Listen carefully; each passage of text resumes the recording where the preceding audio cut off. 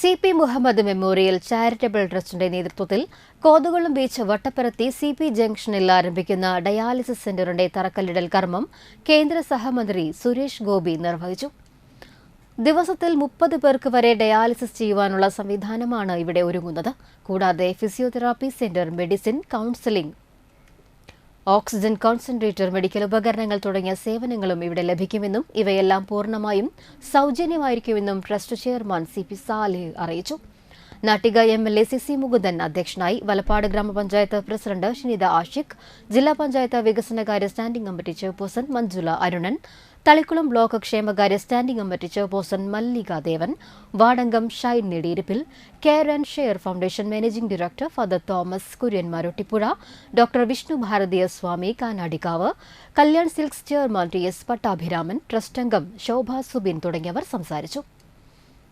അല്ലെങ്കിൽ ഒരു ദേശസ്നേഹി, അദ്ദേഹത്തിൻ്റെ സ്ഥാപനം, ആ സ്ഥാപനത്തിൻ്റെ ചെയ്തു കൊടുക്കുന്ന കാര്യത്തെ സംബന്ധിച്ച് അദ്ദേഹം ചില കാര്യങ്ങൾ, നിർദ്ദേശങ്ങൾ പ്രഖ്യാപിച്ചിട്ടുണ്ട്.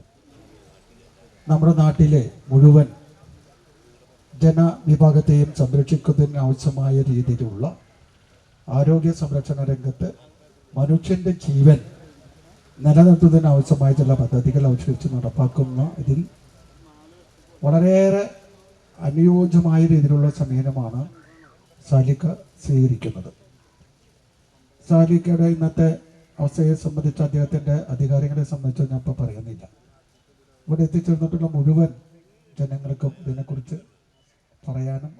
കോരുന്ന കിണറ്റിലെ ഉറവുള്ളൂ എന്ന് പറയുന്ന മതി തന്നെയാണ്. അതാണ് എൻ്റെ പിതാവ് പഠിപ്പിച്ചിട്ടുള്ളത്. അതിന് ഏറ്റവും വലിയ ഉദാഹരണമാണ് ആ വീടും അതിനോടനുബന്ധിച്ച് കിടക്കുന്ന ഒരു കിണറും. അത് ഇവിടുത്തുകാർക്കറിയാം.